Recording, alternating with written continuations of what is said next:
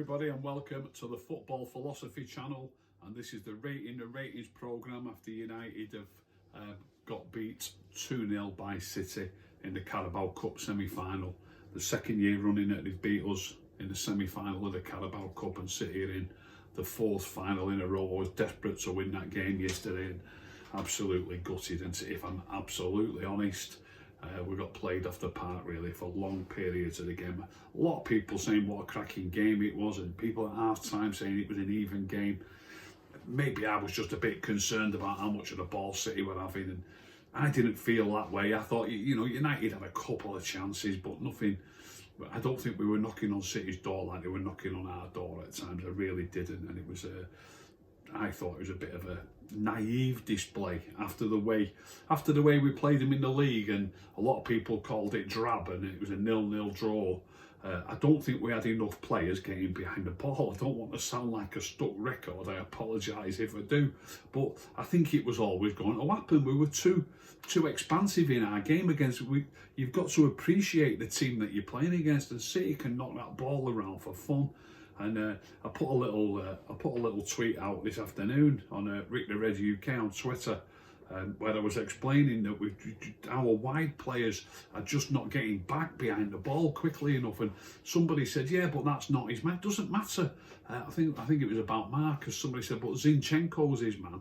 Doesn't matter who your man is. You need your two banks of four when you're playing against a team like this. And for quite a few periods of the game in the first half, with the back four in place, we had McTominay and Fred. This is when we're defending, and then we've got Marcus and Pogba a bit further forward and a little bit wider than the two, but not much wider. And then right up top, really, it was Bruno nearly all the time with Martial.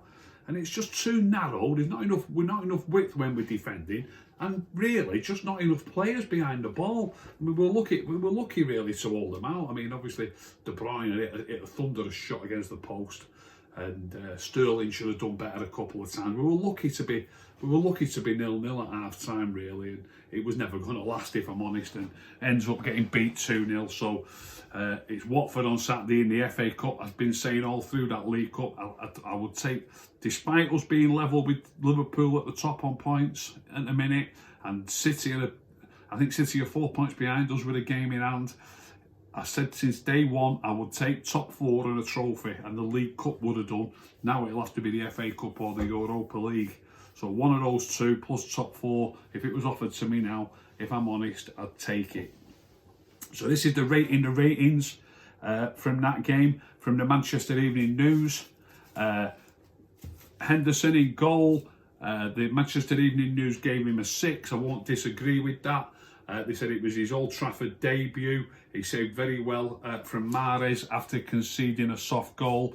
It was a soft goal, but I don't think it needs to be aimed at Henderson, that comment. You know, it was a free kick from out on the flank that went behind all the defenders, and John Stones was left alone just to help it in, I think with his thigh or maybe even with his stomach, I'm not quite sure. But he was only 4 yards out perhaps, or 5 yards out, when it went into the corner of the net. Henderson didn't have a chance of saving it. So he did concede a soft goal, that's factual, but I don't think it was down to him that he conceded a soft goal. And for me, a six means decent to good, and I would say he was decent to good. I would agree with that. A 5 is sort of poor to decent, if you like, and Wan-Bissaka was given a 5-2. They've said he settled in the second half, although City weren't as adventurous in the second half, they've said. I'm not sure whether there was a great deal of difference between Aaron Wan-Bissaka first half and second half, but I would agree with the 5. He wasn't terrible, he was half decent, so I would say 5 out of 10. I wouldn't disagree with it. Harry Maguire, they've also given a 5-2. They've said barely put a foot wrong first half, but then watched the ball and not Stones. They've given him a 5. I'm giving Harry Maguire a 6. Look, we were under pressure for long periods of the game. Might have been a little bit harsh on Wan-Bissaka, only giving him a 5 when you put it this way. We were under big pressure for a lot of the time. I thought there was a lot of defending to do, and I thought both the centre-backs did all right.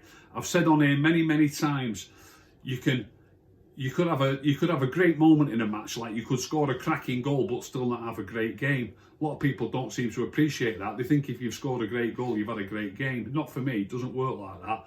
But also, you can make a big mistake in a game and still have a decent game. And, you know, maybe he was ball watching a little bit. Maybe he should have been tighter on Stones. But overall, his overall game, I would say, was pretty solid, Harry Maguire. And I'm not saying he was fantastic, but certainly at least decent to good. I would say 6 out of 10 for Harry Maguire. And they've actually given, this is the Manchester Evening News, don't forget, they've actually given Lindelof a 6. Accomplished return for most of it. No authority dealing with Stones' goal, so they've mentioned him on the Stones goal. You know, if you share all this blame out, by the way, it's not much blame going on one person if you think about it. They've mentioned the Stones goal again. Accomplished return for most of it, but no authority dealing with Stones' goal. It was a wicked ball. Them balls that cut, you've got your defensive line, you've got your keeper 12 or 14 yards behind you. It comes into that area, defenders are running back, forwards are running onto it. They're horrible balls to deal with. Maybe they should have done better, but you're not always going to get it bang on. And you know, they're all slightly to blame, but the blame doesn't all come onto one person. So they've said there, Lindelof. Again, like with Maguire, I think he was decent and. At least decent, so 6. Luke Shaw, believe it or not, they mention it again. Let Sterling get away for an early chance, but otherwise coped commendably with him. I think he coped commendably with him. I thought he had Sterling pretty well, you know, pretty much in his pocket. I mean, Sterling had some great runs off him. I remember the one into the box where he just blocked him with his body. I remember great tackle on Sterling just outside the box near the corner flag. And I don't think... Sterling's dangerous. Sterling's a really good player, and I think Luke Shaw had a solid game against him. Obviously, there was some dangerous moments. You're going to get that against a player of his quality. But overall, I thought Luke Shaw again was at least decent to good, and I think a 6. They've given him a 5, and they've said yet again here, let Stones go for the goal they finished off with. So that's 3 players that they've blamed for the goal. So if you share all that bit out between the 3 of them, I don't think any of them are to blame, really, or not by very much. Scott McTominay have given a 5-2. I'm giving him a 6. Again, I think he was at least decent to good. Canelli laid off to Bruno to test it, for Bruno to test the keeper, they've said, which was great. It was a really good piece of play. He won the ball back himself, took a couple of strides forward, and out the corner of his eye, he could see Bruno to his left, and he rolled it beautifully for Bruno to hit it, and the keeper made a proper decent save. It was possibly our best effort of the game, thinking about it. But yeah, Scott McTominay made that chance, and I thought he was pretty solid overall. I don't like repeating stats, but there's a stat there that's out there at the minute on Twitter. I don't know where it comes from, that Scott had a 97% pass completion rate. And I know a lot of people say a lot of them are sideways and backwards. A lot of passes are sideways and backwards, of course they are. If you think about it, once you get near the halfway line, what's the average length of a pass? I don't know, let's say it's 7 or 8 yards. If all your passes are forward, you soon run out of pitch. You can't pass it forward very often. You pass it forward, you get it back, you give it sideways, you pass it forwards, you get it back, you make ground bit by bit. You can't keep passing it forward, you run out of pitch in seconds. So all that rubbish about there's too many sideways and backwards passes, you can't keep passing it forward. You know, maybe 3 passes forward and you'll be out of pitch, or you'll be offside. You've got to give it, get it back, sideways, get it back. You've got to look for the right moment to give the right forward pass. So a load of rubbish that. There's enough forward passes, even though most of the passes will be sideways or backwards. So, and that applies to all the players, by the way, all the players. Then they've said, this is about Scott, but had to rely on defensive positioning to try to slow City down. But had to rely on defensive positioning. By putting but, it's supposed to be a negative comment.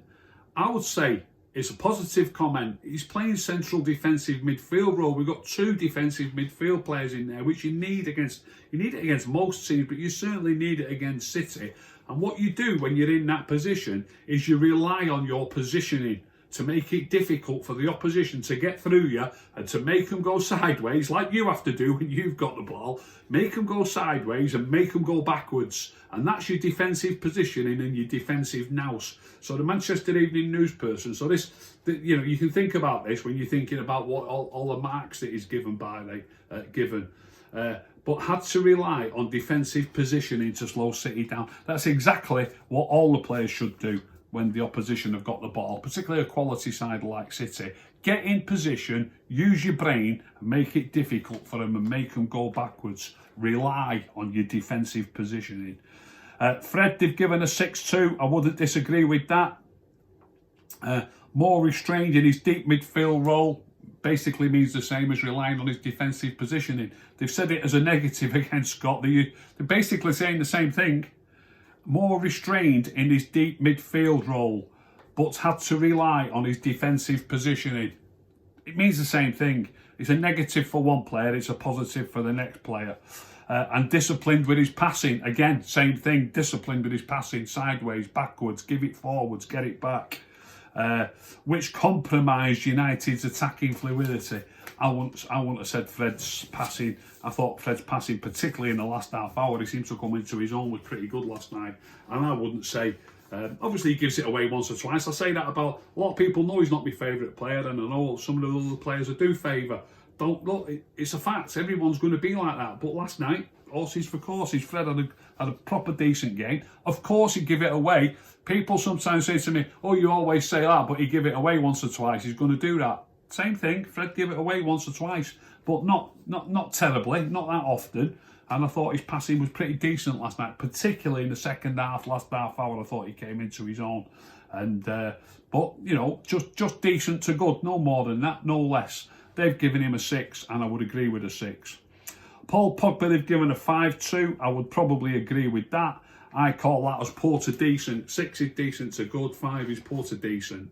Errant touches at opportunistic moments and never commanded the game as Gundogan and De Bruyne did. I would agree with that. Gundogan and De Bruyne both showed what good players they were, and I thought Paul was a little bit too sloppy, a little bit too often when he was on the ball. And I also think that the shape of the team was meant to be similar to how we played City in the league. It worked a treat against City in the league with McTominay and Fred in the middle, Pogba to the left, and it was Greenwood to the right on that occasion. And yesterday, I thought they were a little bit too expansive in the play. Rashford on one flank, Pogba on the other, not really getting behind the ball well enough. So I would agree with that for Paul. I would give him a 5 out of 10 for last night, which is just poor to decent. I don't mind saying he just had a decent game. The ones that are on 6, I would say, had a fairly good game. Bruno, they've given a 4-2. I wouldn't disagree with that. Tested the keeper early on. They've mentioned that when somebody passed it to him, but so loose with the ball, and second half became desperate. The Evening News have said. I've often said about Bruno, too many killer balls, too many balls forward into the box, too many balls over the top. And some of his simple passing let him down a couple of times as well, like it does with all the players. But with Bruno, there's the couple of sloppy ones, but then there's also far too many killer balls. And if it doesn't work for him, people can come back at me when he scores a goal or he makes a goal. Oh yeah, but look what he does. And it didn't work for him last night, and it isn't. I don't think it will work for you too often. It isn't sustainable. You might have a great record so far, but you're better off keeping the ball, getting it on the floor, passing it, and moving it around your team. If you watched how City played last night, they've not got a player like Bruno who's playing long balls over the top time and time again and shooting from silly distances, which he did at least twice, I think maybe 3 times. I think Bruno last night was pretty poor. I've got to say, the Evening News have given him a 4, which is poor for me. That's what I call a poor game. And he was saying he was too loose with the ball. Second half became desperate. I've seen Bruno play like that a few times. I've seen him play like that a few times, but usually he gets a goal. It can even be a penalty, but he gets a goal, he gets himself out of jail, and he gets a 6 or a 7, sometimes even higher than that. but I have seen him play like that before, but get out of jail. Marcus Rashford, they've given a 4-2. I wouldn't disagree with that. Did not run at Zinchenko often enough and caught offside carelessly on a number of occasions. I did spot that myself. The timing of his runs, Marcus, into that area behind the defenders has got to improve. He was really, really poor last night, I thought. I did say that I'd note for him putting a good ball in the box, because he rarely puts a good ball in the box, but he did flash one across the 6-yard box that I thought Marshall was a little bit slow to get onto. He just set off at Marshall maybe a second too late, or a split second too late, and it flashed across the 6-yard box, and Marshall really needed to be in front of the centre back. So he did flash one really good ball across the box, but that's not enough. It really isn't enough. Too many poor things. I thought he was particularly poor, Marcus, last night. So I would agree with the 4. Anthony Marshall, this absolutely befuddles me. They've given him a 3, and they've said Cavani would likely have started had he been available. Right. Well, the first thing about that is you can quite clearly see that the writer has decided in his own mind. He's obviously not a fan of Anthony Marshall. He's decided in his own mind that Cavani would have started, which probably isn't right, by the way. I think Marshall would start, unless Marshall would start left. I don't think he would have left him out last night. But Cavani would likely have started had he been available. That might be me saying that Marshall would have started because I think Marshall's a top player. But he's saying that, he's generalising. He's already bringing forward what he thinks of him in the past into his decision of how he played last night. Cavani would have started had he been available. In other words, Marshall shouldn't have started. He was hoping Cavani was available to play, and Marshall was more lethargic than the Uruguayan. A little bit tongue-in-cheek that, but how can he have been more lethargic than the Uruguayan? He was sat at home on his sofa watching the match. He wasn't more lethargic than the Uruguayan. He needs to write it out better. I think what he's trying to aim at is that Marshall was a little bit more lethargic than the Uruguayan when he actually plays. But when you're suspended, you can't be playing, can you? You're sat on your couch watching the match. Anthony Marshall last night, I've studied the game again today. I haven't got time to do, because we're playing on a Wednesday night, we're playing Watford on Saturday in the Cup. I always do this midweek. I usually do I do a player in focus only at the weekends, and only people can vote on it, and then I do a player in focus the next day. Obviously they're playing Saturday, it's already Thursday, so tomorrow I'll be talking about the upcoming game. What I'm going to do is I'm going to do a player in focus on Anthony Marshall without doing any voting, because if I do the voting, I don't get the voting back till tomorrow. So just by saying it's on Anthony Marshall, I can get to work on it straight away and start making me clips, because I've seen quite a few comments on Twitter and what have you about Anthony Marshall and Marcus Rashford both being poor, and Marcus Rashford wasn't fit to lace Anthony Marshall's boots last night. I've watched the game today. The number of good things that Anthony Marshall, and some of them are very, very simple, but people don't realise the importance of them. The number of good, simple things that he does, showing for the ball. As I've said, and I know people will say, oh, you will say that, they all lose the ball. Of course he lost the ball a few times, especially forwards. It's a difficult job being a centre forward. All of them lost the ball a few times. I just wish that they took care of the ball, the others, as well as Anthony Marshall does when he gets the opportunity. He looks after the ball on numerous occasions and gives simple passes to his teammates who almost instantly give up possession, and it must be so frustrating for him.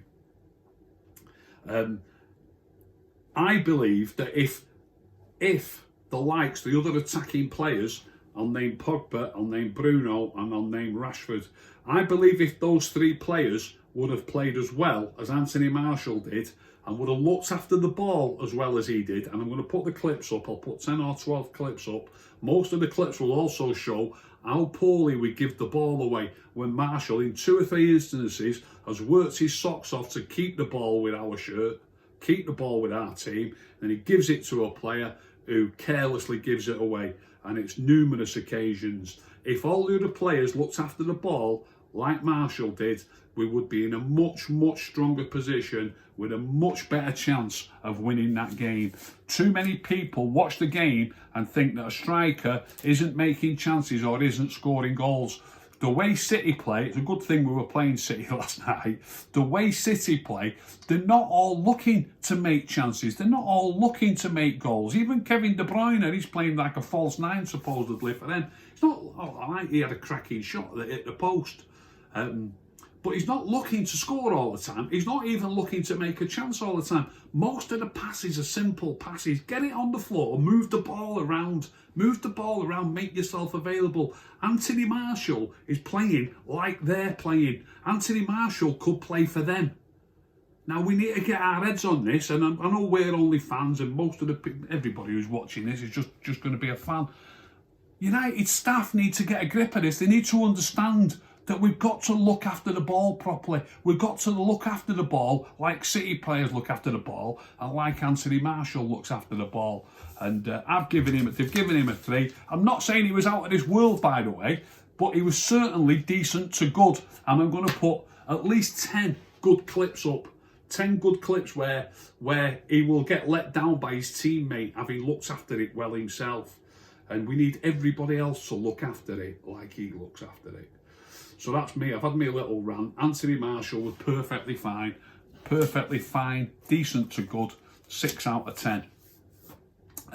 I'll be putting the clips up tomorrow. I'll be doing player in focus. As I say, I'm not doing a vote. I'll do some Anthony Marshall videos. First time I've done that. I usually do it on a vote, but there isn't really time. It's Friday tomorrow. It's Watford on Saturday. We'll be talking about that game. I'll probably do 2 shows tomorrow, previewing the Watford game, and also a player in focus of Anthony Marshall. If you've enjoyed that show, please tell all your friends. If you haven't enjoyed it, don't tell anyone. Keep stum.